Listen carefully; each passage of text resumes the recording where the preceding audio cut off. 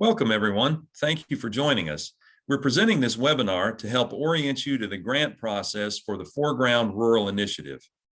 We'll start with a brief welcome, some information about Illinois Humanities, who we are and who the team is, and then we'll go into some information about the initiative, how it started, and why we're doing it. Then we'll do our best to explain the grant opportunity and the application process. And finally, we'll orient you to the online portal that you'll be using to complete and submit your application. I'd like to introduce you to the team that's working on the initiative. A little about Illinois Humanities. It's the statewide affiliate of the National Endowment for the Humanities, also known as NEH. We are a nonprofit organization that activates the humanities through free public programs, grants, and educational opportunities that foster reflection, spark conversation, build community, and strengthen civic engagement. We provide free high-quality humanities experiences throughout Illinois, particularly for and with communities of color, individuals living on low incomes, counties and towns in rural areas, small arts and cultural organizations, and communities highly impacted by mass incarceration. We at Illinois Humanities are excited to announce our new Foreground Rural Initiative. This three-year project seeks to strengthen the civic fabric of our state by amplifying the voices and experiences of rural and small-town communities through the arts and humanities. You might be wondering, why is Illinois Humanities focusing on rural areas? From our research, we've learned that rural and small-town nonprofit organizations are overlooked disproportionately in funding, capacity building, and convening opportunities. The Foreground Rural Initiative will not only increase grant making in rural Illinois communities to support organizations and individuals working in the humanities, but it will also strengthen these efforts through capacity building, civic engagement, and peer skill sharing over the course of 3 years. We held 2 listening sessions this spring with folks who live and work in rural places and small towns. Their input and the insights that we learned from them are helping to shape this initiative and the ways in which we're carrying it out. We're very grateful for the funding that we've received from an anonymous donor who wanted to invest resources intentionally in rural communities to strengthen arts, culture, and civic engagement. We greatly appreciate that donor's contribution toward making this initiative possible.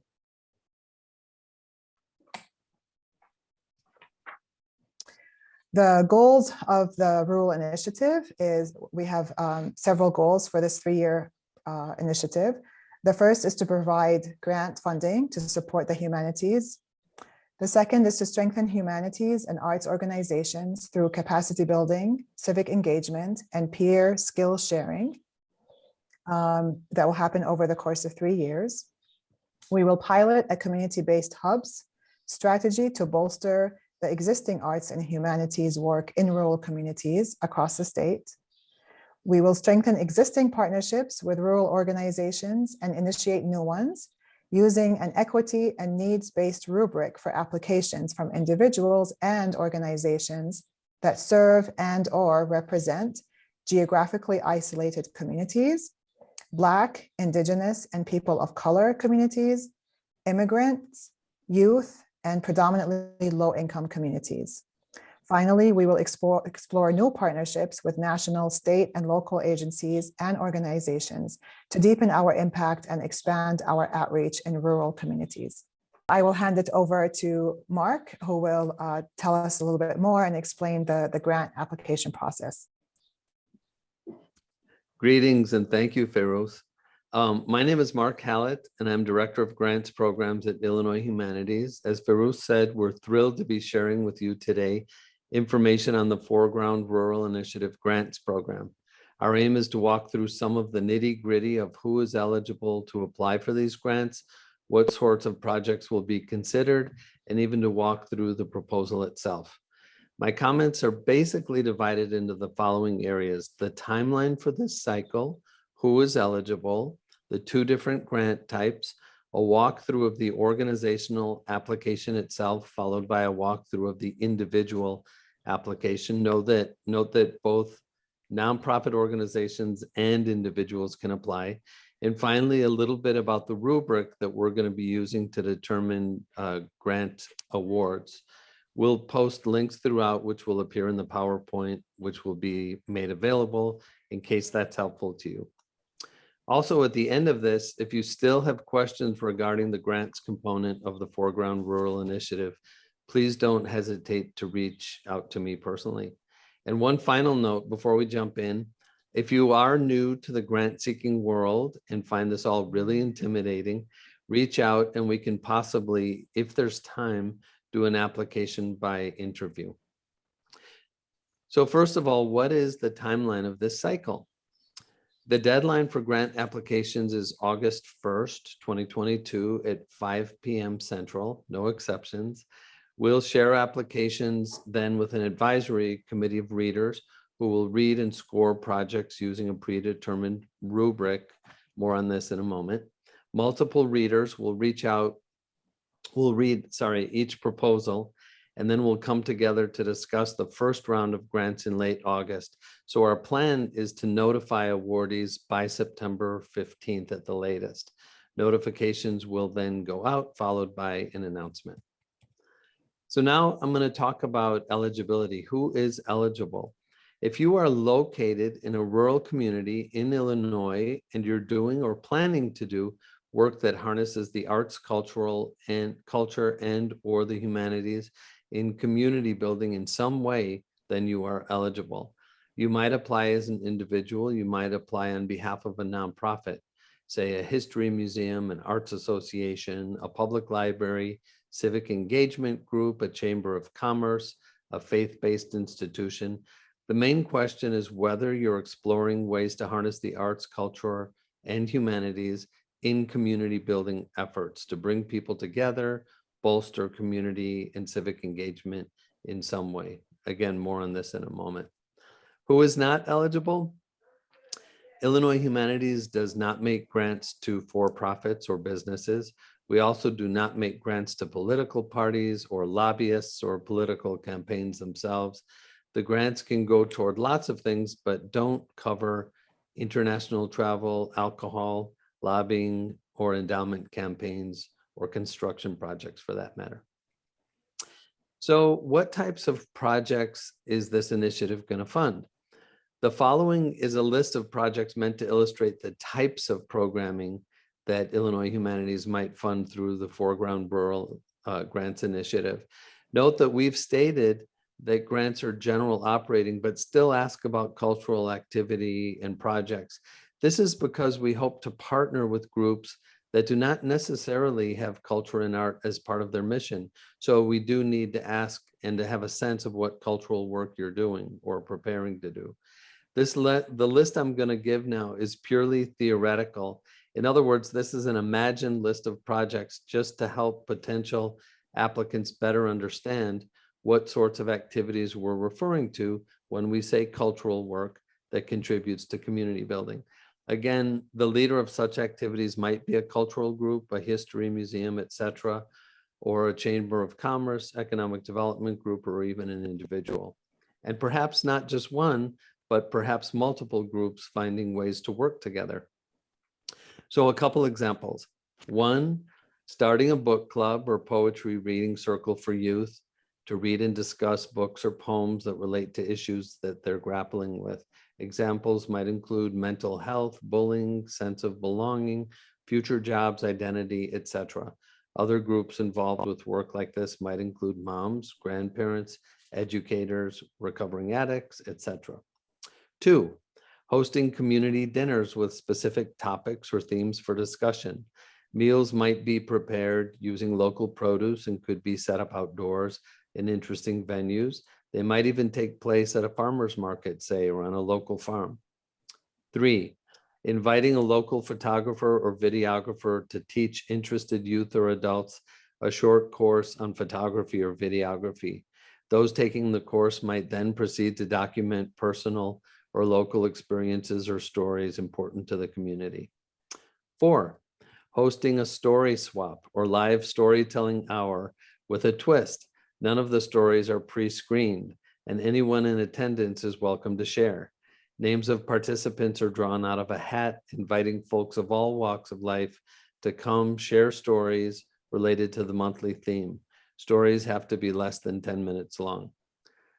5, documenting local artistic tradition and folkways. For example, traditions of quilting, weaving, gardening, food preservation, music, dance, etc., and helping to perpetuate them through exhibitions, demonstrations, etc. And finally, and again as an example, number 6, producing a series of oral histories with community members, then hosting a listening session and open dialogue around the community, its identity, ways that it is changing, etc. So there you have a list of ideas. Now remember that what we're really excited about is hearing your own plans and suggestions.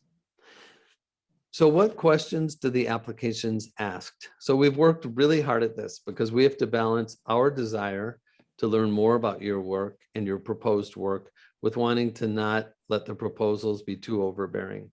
Though there's much more in the proposals, the basic questions come down to: who are you? What do you propose to do? And what will it take to help you do what you're proposing? Under the header, who are you, we're asking organizations about their location, their mission, core programming, their budget, who their core audience is.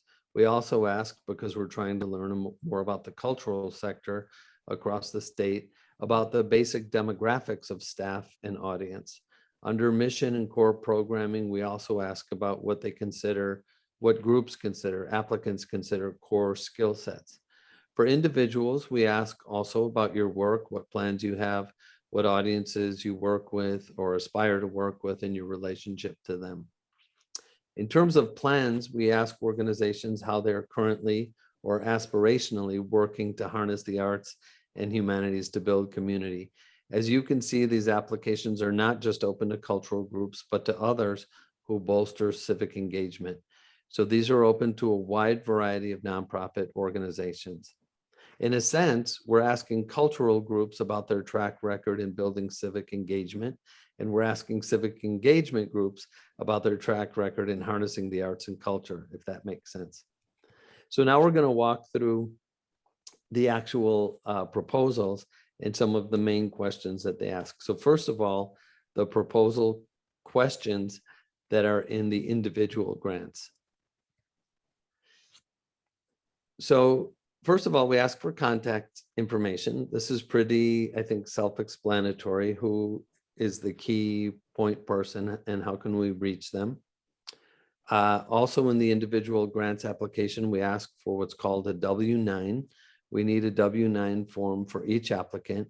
We are going to drop the link for how to create a W-9 if you don't have one into the PowerPoint. Then we ask about fiscal sponsors. A fiscal sponsor is a nonprofit group that has agreed to receive a grant on your behalf. They manage the grant money, and you do the programs. If you plan to work with a fiscal sponsor, not everyone does, we'll want to know some basic information about them. Also, if you aren't planning on working with a fiscal sponsor, that's perfectly fine, and don't worry about this question. Then we ask a little bit about the project narrative. So this is your chance to describe the type of arts and humanities-based programming you plan to carry out in coming months or in the coming year with support. What is your basic plan? What is the timeline for these activities? Who is the target audience? How do you think this work contributes to community building and bringing people together? Are there any partnerships involved? How are you equipped to carry out this work? These are some of the questions that we hope you'll address. The community that you plan to engage with. Again, who is the audience that you plan to work with? What is your relationship to this community? Do you have a track record of working with them? Please share all of that in answering that question. And then finally, additional comments. So this is your chance to include more, if you like, that we haven't asked about. So that's the sort of the bulk of the questions that come up in the individual grants section. And now I'm going to talk for a moment about the proposal questions for organizations that are applying. The questions for organizations are similar. Who are you? What do you plan to do? What do you need to do it? So first of all, again, we ask for contact information. Again, the contact information for the key point person at the applying organization. Again, here we ask about fiscal sponsors. If you plan to work with a fiscal sponsor, we'd like to know who you've chosen to work with. And again, if you don't plan to work with a fiscal sponsor, feel free to ignore this question. Then we ask about something called a DUNS number, D-U-N-S. This is actually not necessary to apply for a grant, but it will be necessary to have a DUNS number, if you receive a grant. So it takes several weeks for a DUNS number to arrive. It's a free process, and we're going to put the link to apply for a DUNS number into the PowerPoint. Organizational annual operating budget. We're really interested in how large in terms of budget the organizations applying for support are. So basically, in a typical year, what is the operating budget of your organization? Description of your organization. So this is a chance for you to share a little bit about your group. When was it founded? What is your mission? Is there anything in terms of the history of your organization or other relevant information, such as key programs that you'd like to share? All of this would be great. Then we ask about relationship to the community. We're really interested in knowing who you consider your core community or audience or stakeholders, and what is your relationship to them. Then again, we ask about demographics, the demographics of your board, of your staff. And again, we're asking these questions about demographics more than anything because we're really interested in learning more about the cultural sector across the state of Illinois. Finally, major programs in 2022. So please share with us a little bit about any key programming for the current year that you have planned. For each program that you'd like to describe, share with us the program name, when it takes place in the calendar year, who the audience or community that you engage with through it is, how long you've been providing this program, etc. And then again, we ask for additional comments. And once again, this is your chance to share anything else that we haven't touched on that you'd like to share with us. So now I'm going to talk a little bit about the rubric that we're using. So this has to do with the grant selection process, and this is part of our effort simply to be transparent about the process that goes into this work. Specifically, the rubric that we'll use to consider grant applications.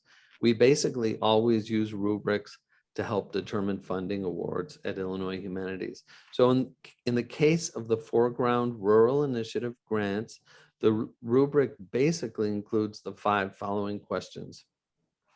How strong is the applicant's track record in harnessing the arts, culture, and humanities in community building? How connected is the applicant to their surrounding community? How strong is the applicant's commitment to civic engagement and community building? How well does the applicant include meaningful engagement with underserved communities in rural Illinois? And how connected is the applicant to other individuals and organizations in the same community who are also committed to community building? Incidentally, in addition to the grants that are going to be awarded this fall, we hope to develop more in-depth partnerships with a select group of the awardees. We'll begin a process of conversations with the grant recipients to learn more about them at that time, i.e. in October and November. I know this is vague, but to be honest, the plan is still emerging and we'll have more on this later. So these are some of the basics on the grants initiative. There are other ways to be involved if you like with this initiative, even if the grants opportunity doesn't sound like a fit for you. So if you're intrigued and want to be in touch about future developments in the rural initiative, please reach out to my colleague, Fairouz AbuGhazaleh. Thank you so much for your patience. Apologies for going on so long. Again, please reach out if you have questions. And now my colleague Jen Yu is going to explain how to get started on the Foundant grants platform that we're using for this initiative. Thank you. Thank you, Mark and Fairouz, for laying out the more information about the Foreground Rural Initiative and the grants program. Today, I'll be going over some more details about our Foundant platform, which is what we use for our grants portal. Since the fall of 2020, we've been using this platform, Foundant, for grants applications, and we thought it would be good to do a walkthrough of how Foundant works and how to get started in it. It may seem intimidating at first, but it is a grants-focused platform that many find easy to use over time. So hopefully this will help you in the long run. The link for the Foundant portal will be available on our website, but my recommendation is to bookmark this on your web browser for easy access in the future. If you don't already have an account with us, please follow the instructions after clicking Create New Account that you see on the landing page. If you're applying as an individual, please write your full name in place of your organization name and write NA for any organization-related questions like the EIN number. And if you're an organization, each account is tied to an individual, so there could be as many accounts as needed. And when creating an account, it'll ask questions about the organization, such as EIN number, executive officer information, and these are all optional that you can skip. Once you've created an account, there are two main tabs: the Home button, which is the home icon you see on the left, and the Apply button, which will list all active grants that Illinois Humanities has. The Home button will lead you to your dashboard, and this will show any active and historical data. The reason for choosing Foundant as our grants portal is because of its easy access to historical data, and you'll also be able to automatically update your information on GuideStar, allowing for quick updates with other funders as well. Also, all forms like the final report, agreements, and other documents will all happen through this portal as well, unlike before, so that all your documents can be easily accessed at your convenience. There are certain organizational information you can update on your own, like address and phone number. But if you need to update your EIN number or give us a new W-9 or update your executive officer's information, please feel free to email me directly and I'll be able to update those from the back end. If you ever have any questions about Foundant, please feel free to reach out to me through my email address, which can be found here, along with all of the colleagues that work on this initiative. Thank you for joining us today to hear more about the Foreground Rural Initiative and the grants opportunity. Feel free to reach out to us with any questions.